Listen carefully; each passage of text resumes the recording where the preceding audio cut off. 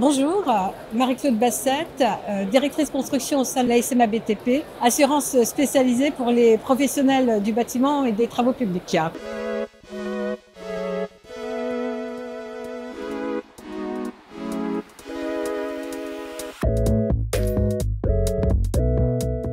Trois grandes idées qu'il faut retenir. La première, c'est qu'il ne faut pas confondre assurance et responsabilité.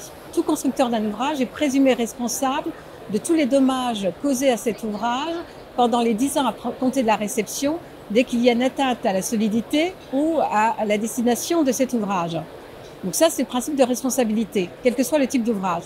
Par contre, l'assurance, elle n'est pas obligatoire pour tout type d'ouvrage. Les ouvrages de traitement de déchets, urbains ou industriels. Vous avez des ouvrages qui normalement ne sont pas soumis, comme les parcs de stationnement, les canalisations, les voiries, mais qui peuvent le devenir soumis à cette obligation d'assurance parce qu'ils sont accessoires d'un ouvrage soumis. Exemple, vous construisez un centre commercial, vous mettez un parking qui est l'accessoire de ce centre commercial, et là vous tombez effectivement dans un ouvrage soumis. Pour les ouvrages donc non soumis, qui sont tous les ouvrages d'infrastructure, les routes, les stations d'épuration par exemple, les ponts, et pour tous ces ouvrages, il n'y a pas d'obligation d'assurance. Or, ces ouvrages requiert un investissement important, lourd pour les collectivités, et donc il est important qu'il y ait effectivement quand même une couverture d'assurance. C'est des contrats qui vont régir le principe de garantie, l'étendue de ces garanties pour les entreprises qui interviendraient sur ce type d'ouvrage. Donc il est important que ces maîtres d'ouvrage publics soient conscients de la rédaction de leur cahier des charges et des clauses d'assurance qui sont dans ces cahiers des charges, pour que ça soit effectivement adapté à l'ouvrage sur lequel les entreprises vont intervenir. Par exemple, on a rédigé cette fiche pratique avec la FNTP pour justement rappeler aux maîtres d'ouvrage, faire des conseils sur la rédaction des cahiers des charges et de ne pas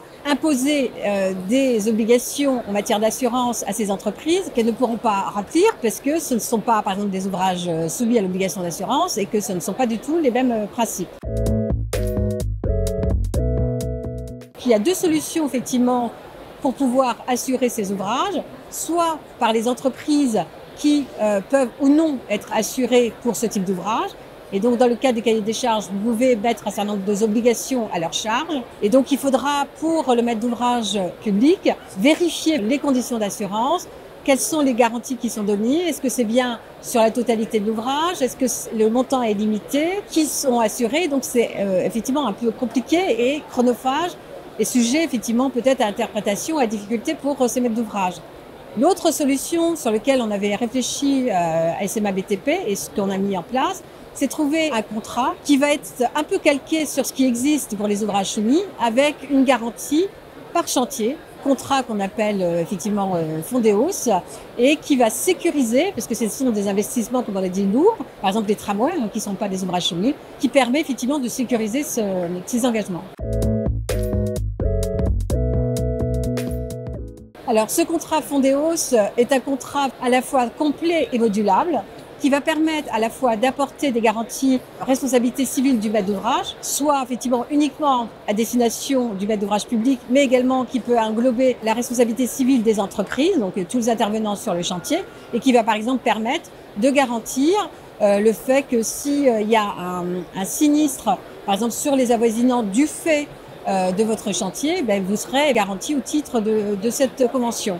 Il y a une autre convention qu'on appelle tout risque chantier, avec éventuellement son pendant qui est la tout risque montage essai, qui va permettre effectivement de garantir pendant l'exécution, la phase d'exécution, tous les dommages qui pourront être causés à l'ouvrage. Malheureusement, on a vu ce qui peut se passer s'il y a des catastrophes naturelles, parce que c'est effectivement une garantie qui est adossée à ce contrat TRC, qui va garantir aussi vos équipements quand vous allez les mettre sur votre opération, garantie montage essai ou garantie constructeur. Et ensuite, vous avez une convention, la convention décennale, qui justement va permettre de garantir cette responsabilité des constructeurs pendant les 10 ans à compter de la réception. Soit une garantie uniquement de la solidité, mais avec après vous pouvez aussi l'étanchéité, notamment les bassins, les problèmes de tassement et éventuellement jusqu'à la propriété à destination de cet ouvrage.